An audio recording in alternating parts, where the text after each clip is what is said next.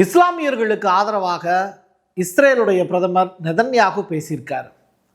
இது உண்மையிலேயே நடந்ததா அப்படின்னு கேட்டால் வீடியோ ஆதாரங்களோட நம்ம பார்க்க போகிறோம். ஈரான் மீது அமெரிக்கா போர் தொடுப்பதற்கு துடித்து கொண்டிருக்கிறது. இதற்கு பதிலடி கொடுக்கக்கூடிய வகையில் ஈரானும் அமெரிக்கா மேலே போர் தொடுப்பதற்கான வாய்ப்புகள் இருக்கா, இல்லை அதற்கான சமிக்கைகள் எதுவும் தெரியுதா, என்ன நடந்துக்கிட்டு இருக்கு? லாஸ்ட் 24 ஹவர்ஸில் இஸ்ரேல், அமெரிக்கா, ஈரான் இந்த முக்கோண பீடத்துக்குள்ள ஒரு விளையாட்டு ஒன்று நடந்திருக்கு. அந்த விளையாட்டு வினையாக மாறுமா அப்படிங்கிறத தான் இந்த வீடியோவில் டீட்டெயில் ரிப்போர்ட்டாக பேச போகிறோம். வாங்க பார்க்கலாம் உறவுகளே. இது பிரசாத் சிக்னேச்சர். சென்னையோட மற்றொரு அடையாளம் M1 மொபைல் ஷோரூம். உலகத்தரம் வாய்ந்த மொபைல்களை உள்ளூர் சந்தையில் கம்மியான ரேட்டுக்கு, அதுவும் ஆஃபரோடு கொடுக்குறாங்க. வாரண்டியோட கேரண்டியும் கன்ஃபார்ம். எல்லா டைப் ஆஃப் மொபைலும் இங்கே வாங்கலாம். ஆன்லைன்லேயும் இருக்குது, ஆஃப்லைன்லேயும் வாங்கிக்கலாம். தொடர்புக்கு 7305258665 இந்த நம்பருக்கு காண்டாக்ட் பண்ணுங்க. உங்களுடைய தொழில் சம்பந்தமான விளம்பரங்களை நமது சேனலில் ஒளிபரப்ப உங்களுக்கான அருமையான வாய்ப்பு. நெதன்யாகுவினுடைய வாய்ஸ் கேட்டிருக்கீங்களா? ரொம்ப கணீர்னு இருக்கும், குரல் நல்லா இருக்கும். பட் கேரக்டர் எப்படி இருக்குது அப்படின்னு நமக்கு தெரியாது. பட் அவர் பேசக்கூடிய காட்சிகளில் நீங்கள் பாருங்கள்.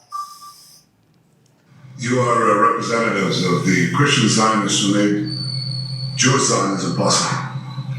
It's hard for me to conceive the emergence of the Jewish state, the re-emergence of the Jewish state, without the support of Christian Zionists in the United States, also in Britain. யூதர்களுக்கு எதிராக உலகம் முழுவதும் சதி நடந்து கொண்டிருக்கிறது. யூதர்கள் தலை தூக்க வேண்டிய நேரம் இது அப்படிங்கிற ஸ்டேட்மெண்ட்டோட அவர் பேசியிருக்காரு. இதில் இன்னொரு வேர்டிங்கும் இதில் சேர்ந்துருக்கு. இஸ்லாமியர்களுக்கு ஆதரவாகவும் அவருடைய வார்த்தைகள் இருக்குது. ஈரானில் இருக்கக்கூடிய இஸ்லாமியர்களுக்கு நாங்கள் துணை நிற்போம் அப்படிங்கிற ஸ்டேட்மெண்ட்டு. சரி, ஆப்பிரிக்கா அண்டு மத்திய கிழக்கு கிறிஸ்தவர்களுக்கு ஆதரவாகவும் இனி இஸ்ரேல் போராடும் அப்படிங்கிற ஸ்டேட்மெண்ட்டு. நீங்கள் இன்றைக்கி இந்தியாவில் மட்டும்தான் கிறிஸ்டின்ஸ் அண்டு முஸ்லீம்ஸ் சிறுபான்மையினராக கருதப்படுறாங்க. ஏன்னா எண்ணிக்கை அடிப்படையில் இங்கே கம்மி. பட் வேர்ல்டு வைடாக அந்த ரிலீஜியன் சார்ந்த மக்கள், அதை ஃபாலோ பண்ணக்கூடிய மக்கள் அதிகம். அப்போ அங்கே அவங்க பெரும்பான்மையானவர்கள். கிறிஸ்தவர்களும் யூதர்களும் வேறு வேறானவர்கள். யூதர்கள் வேற, கிறிஸ்தவர்கள் வேற. ஸோ இப்படிப்பட்ட சூழ்நிலையில் ஆப்பிரிக்கா அண்ட் மத்திய கிழக்கு கிறிஸ்தவர்களுக்கு ஆதரவாக இனி இஸ்ரேல் போராடும் அப்படிங்கிற ஸ்டேட்மெண்ட்டை நெதன்யாகு முன்வைக்கிறாருன்னா, இந்த நாடுகளுக்குள்ளேலாம் இஸ்ரேல் போவதற்கு முயற்சி எடுக்கிறது அப்படிங்கிறது தான் கிடச்சிருக்கக்கூடிய அப்டேட். சரி, இது தொடர்பாக அவர் சில ஸ்டேட்மெண்ட்டையும் பதிவு செஞ்சுருக்காரு. அது தொடர்பான வீடியோக்களையும் நீங்கள் ட்விட்டரில் பார்க்கலாம். சரி, இப்போது அந்த மிடில் ஈஸ்ட்லேருந்து கொஞ்சம் அப்பால் போய் பார்த்தோம் அப்படின்னா ஜெர்மனியினுடைய மெர்ஸ், இந்த ஜீனு அந்த பக்கமும் கொஞ்சம் சுற்றிக்கிட்டு இருக்கு ஜெர்மன் சைடில். அவங்க சைடில் என்ன சொல்கிறாங்க அப்படிங்கிறதையும் கேட்டு வரலாம். Und wenn es uns nicht gelingt, die Zahlen, die wir brauchen für die Aufwuchsfähigkeit der Bundeswehr jetzt schnell zu erreichen, so wie wir es gemeinsam miteinander verabredet haben, dann werden wir nicht umhin kommen, auch über eine verpflichtende Dienstzeit bei der Bundeswehr zu sprechen. Wir versuchen es auf der Basis von Freiwilligkeit und Attraktivität. Das ist meine Meinung, dass wir das tun sollten, aber wir müssen die Option offen halten, es gegebenenfalls auch mit einer Wehrpflicht zu verbinden. ஒரு mobile unit ready பண்ணலாம். சரி, இந்த mobile unit எப்படிப்பட்ட mobile யூனிட்டாக இருக்கணும்? ஜெர்மனியை Russia இந்த ஆண்டுக்குள்ளே தாக்க போகுது அப்படிங்கிறது தான் ஜெர்மனுடைய கணிப்பு. நமது மிலிட்ரி எப்படி செயல்பட்டு ஒன்று கூடி தாக்குதல் நடத்தணும் அப்படிங்கிறத நம்ம டிசைட் பண்ண வேண்டிய நேரம் இது அப்படின்னு ஜெர்மனியினுடைய சான்சலர் மெர்ஸ் அவர்கள் இந்த ஸ்டேட்மெண்ட்டை பதிவு செஞ்சுருக்கார். ஸோ நீங்கள் மிலிட்ரிக்கான தனித்தனி குரூப் இருக்குல்ல, அந்த குரூப் எல்லாமே ஒரு மொபைல் யூனிட் அப்படின்னு சொல்லிட்டு ஜெர்மன் சைடில் சொல்லுவாங்க. ஸோ அந்த மொபைல் யூனிட்டுக்கு வகுப்பு எடுக்கிறாரு மெர்ஸ். ஸோ நீங்கள் போருக்கு தயாராகிக்கோங்க அப்படிங்கிற ஸ்டேட்மெண்ட். அப்படின்னா என்ன அர்த்தம்னா, நீங்கள் பாபா வாங்காவினுடைய கணிப்புகள் கூட 2026 மூன்றாம் உலகப் போருக்கான வாய்ப்பு இருக்குது அப்படின்னு சொல்கிறாங்க. நெதன்யாகு இஸ்ரேல் சைடில் இருந்து ஒரு ஸ்டேட்மெண்ட் வருது அப்படின்னா அது அமெரிக்கா கிட்ட டிஸ்கஸ் பண்ணாமல் வராது. அதே நேரத்தில் ரஷ்யா சைடில் புட்டின் ஒரு எடுக்கக்கூடிய முடிவுகள் இறுதியானது. இந்த பக்கம் ஜெர்மனியினுடைய மெர்ஸ் பேசுகிறாரு, இல்லை இங்கிலாந்து சைட்லேருந்து பேசுகிறாங்க அப்படின்னா அது எல்லாமே அமெரிக்காவால் தூண்டிவிடப்பட்டதுன்னு நினைக்க முடியாது. இஸ்ரேல் சைட்லேருந்து கொடுக்கப்பட்ட அறிவுரையாகத்தான் இருக்க முடியும். ஸோ இது எல்லாத்துலேயுமே யூதர்களுடைய பங்கு அப்படிங்கிறது இருக்கும். ஸோ ஏதோ ஒரு பெரிய பிளான் ஒன்று பண்ணுறாங்க. அது என்னங்கிறத நான் அடுத்தடுத்து சொல்கிறேன். இப்போ பாருங்க, இந்த B2 பாம் இருக்குல்ல, இது வந்து ஈரான் மீது அமெரிக்கா தொடுத்த அந்த 12 நாள் போரினுடைய இறுதியில் தொடுக்கப்பட்ட போரில் இந்த பாமை வச்சு தான் அந்த போரையே முடித்தாங்க அமெரிக்கா. சரியா? இது ஒரு புறம்.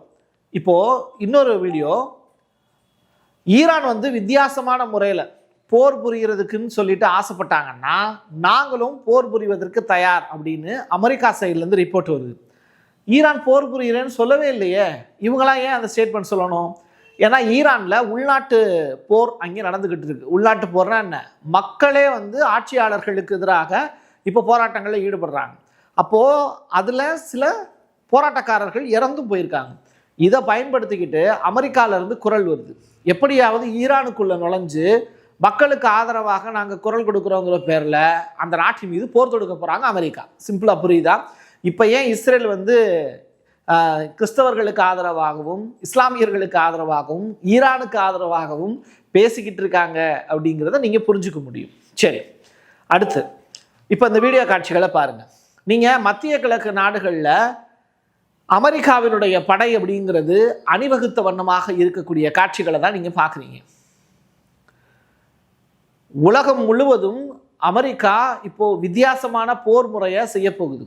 3 முக்கிய நாடுகள்கிட்ட இருந்து அவங்களுக்கு எதிர்ப்பு கிளம்பி இருக்கு. இப்போ ஈரான் மீது அமெரிக்கா போர் தொடுத்தாங்க அப்படின்னா அவங்களுக்கு 3 இடத்துல சிக்கல் இருக்கு. நான் இதை அடுத்த வீடியோவில் சொல்கிறேன், இப்போதைக்கு இது மட்டும் ஞாபகம் வச்சுக்கோங்க. சரி, இப்போ சம்மந்தமே இல்லாமல் இஸ்ரேலுங்கிற நாடு இந்த சோமாலியா அப்படிங்கிற நாட்டில் இருந்து பிரிந்து போன சோமாலிலாந்து அப்படிங்கிற பகுதிக்கு அவங்க ஆதரவு தெரிவித்தாங்க, அந்த நாடை நாடாக அங்கீகரித்தாங்க. அது சம்பந்தமான ஒரு பேட்டி ஒன்று. My name is Captain Islam Abdi Haider of the Somaliland National Army. Okay, national ஆர்மியில் இருக்கக்கூடிய ஒரு செய்தி தொடர்பாளர். இவர் யார் அப்படின்னு கேட்டால் சோமாலிலாந்துன்னு சொல்லிட்டு ஒரு நாடு உருவாயிருக்குல்ல, அந்த நாட்டை சேர்ந்த ஒரு பிரதிநிதின்னு வச்சுக்கோங்க. இவர் என்ன செய்கிறாரு, ரொம்ப நெடிய நேரம் பேசியிருப்பார். அவருடைய அந்த பேச்சில் இருக்கக்கூடிய கன்க்ளூஷன் அப்படிங்கிறது, இஸ்ரேல் எங்களை அங்கீகரித்ததுக்கு இஸ்ரேலுக்கு நாங்கள் நன்றி கடன் பட்டவர்கள் அப்படிங்கிற ஸ்டேட்மெண்ட்டை சொல்கிறார். நீங்கள் சோமாலியாவினுடைய நிலப்பரப்பை எடுத்துக்கிட்டீங்க அப்படின்னா அது ஒரு கடல் வழி பாதை, மிக நீண்ட கடற்கரை உடையது. சோமாலியா அதோடு சேர்த்து தான் நீங்கள் அந்த கடற்கரையோரமாக அப்படியே ட்ராவல் பண்ணி வந்தீங்க அப்படின்னா ஈரான் பக்கம் நீங்கள் காலடி எடுத்து வச்சிடலாம். ஸோ இஸ்ரேல் சோமாலிலாந்து அப்படிங்கிற அந்த பகுதியை இப்போது கைப்பற்றி கடல் ரிலேட்டடாக ஈரானை முடக்குவதற்கான வாய்ப்பையும் ஃபியூச்சரில் ஏற்படுத்த போகிறாங்க. ரைட்டா? இதுதான் இஸ்ரேல் பிரதமர் நெதன்யாகுவினுடைய பிளான். ஸோ இஸ்லாமியர்களுக்கு ஆதரவாக குரல் கொடுத்த முதல் யூத நாடு எது அப்படின்னு கேட்டால் இந்த இஸ்ரேல். சரி, இப்போது இப்படிப்பட்ட ஒரு வார்த்தைகளை சொல்லி இஸ்லாமியர்களை தன் பக்கம் இழுப்பதற்கான வேலையை அவர் செய்கிறாரு. இது சோமாலிலாந்தில் இப்போ பழிச்சிருச்சு. அடுத்து என்ன நடக்க போகுது? இஸ்ரேல், கிரீஸ், சைப்ரஸ் இந்த 3 நாடுகளோடையும் இணைஞ்சு ஒரு விரைவு படையை விரைவிலேயே உருவாக்க போகிறாங்க அப்படிங்கிறது தான் கிடைச்சிருக்கக்கூடிய தகவல். ஈரான் போர் இஸ்ரேலோட நடந்தப்போ இந்த சைப்ரஸ் அப்படிங்கிற நாட்டுக்குள்ளே தான் இஸ்ரேலியர்கள் யூதர்கள் அதிகமான பேர் குடிபுகுந்தாங்க. சைப்ரஸ் அப்படிங்கிற நாட்டில் இருந்து ஈரானை எளிமையாக அட்டாக் பண்ண முடியும் அந்த புவியினுடைய ஸ்ட்ரக்சர் அடிப்படையில். ஸோ இது ஒரு புறம், இதை ஞாபகம் வச்சுக்கலாம். துருக்கியினுடைய இராணுவ நடவடிக்கைக்கு எதிராக இந்த மிலிட்ரி செயல்படும் அப்படின்னு தான் இஸ்ரேல் அனௌன்ஸ் பண்ணியிருக்காங்க.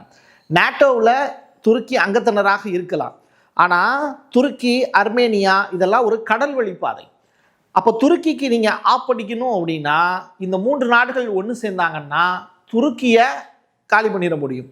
துருக்கி இஸ்லாமிய நாடுகளில் ரொம்ப டாப் மோஸ்ட் வணிக ரிலேட்டடாக நல்ல கண்ட்ரி, ஏன்னா அவங்க ரஷ்யாவோடையும் டைப் பண்ணி வச்சுருக்காங்க. ஸோ துருக்கியை முடக்கிறதுக்கு இந்த 3 நாடுகளும் ஒன்று சேர்ந்து ஒரு விரைவு படையை உருவாக்குறாங்க. ஓகே, ஸோ இது எல்லாமே கடல் சார்ந்த ஒரு போராகத்தான் அடுத்து இருக்க போகுதுங்கிறது என்னுடைய கணிப்பு. ரைட், டொனால்டு ட்ரம்ப் இன்னைக்கு ட்விட்டரில் ஒரு பதிவு ஒன்று போடுறாரு. ஸோ அவர் பதிவு போட்டது ஒரு பக்கம் இருக்கட்டும், ட்ரம்ப்பு ஈரானில் நடக்கக்கூடிய சூழலை தனக்கு சாதகமாகத்தான் பயன்படுத்த பார்க்குறாருங்கிறது தான் கிடச்சிருக்கக்கூடிய அப்டேட்டு. என்ன சொல்கிறாரு? The United States of America will come to their rescue.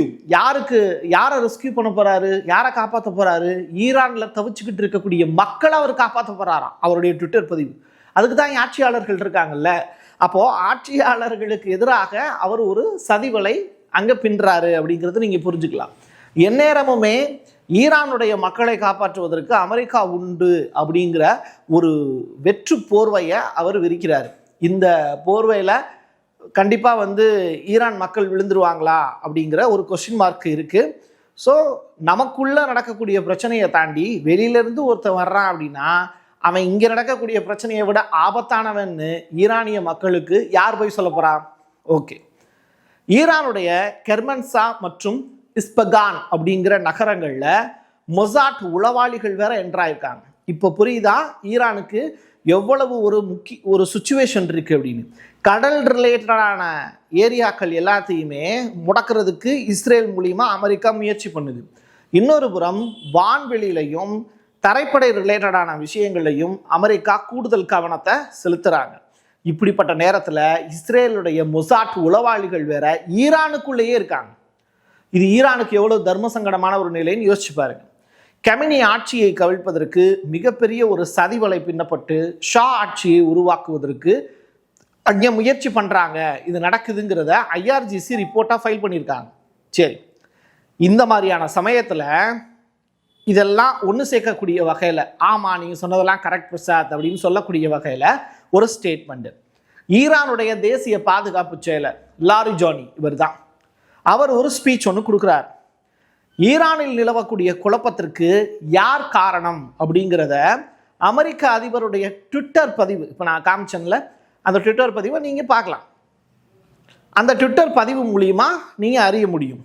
Israel யூதர்களுடைய எல்லையை விரிவுபடுத்துவதற்கு அமெரிக்கா எதுவும் செய்ய வாய்ப்பு. அப்படின்னா என்ன, எல்லா வழிகளையும் ஓப்பன் பண்ணி விடுறதுக்கு அமெரிக்கா இப்போ ரெடியாக இருக்காங்க. ஏன்னா கிரேட்டர் இஸ்ரேல் அப்படிங்கிற அந்த ஒரு கான்செப்டில் ஈரான் மட்டும்தான் அவங்களுக்கு இருக்கக்கூடிய முக்கியமான தடைகள். அதை உடச்சிட்டாங்கன்னா இஸ்ரேலால் எதுனாலும் செய்ய முடியும். மிடில் ஈஸ்டில் இஸ்ரேலால் எதுவுமே செய்ய முடியும் அப்படின்னா அது அமெரிக்காவுக்கு சாதகம். இஸ்ரேல் வேற அமெரிக்கா வேற கிடையாது. ஸோ இதுதான் இங்கே நடந்துக்கிட்டு இருக்கக்கூடிய மிக முக்கியமான ஈவெண்ட்டு. ஒட்டுமொத்த உலக பாலிடிக்ஸையும் மிடில் ஈஸ்டில் நடந்துக்கிட்டு இருக்கக்கூடிய மிக முக்கியமான அப்டேட்டையும் இவ்வளவு கிளியராக நீங்கள் வேறு எந்த யூடியூப் சேனல்லையும் சேட்டலைட் சேனல்லையும் பார்க்க முடியாது.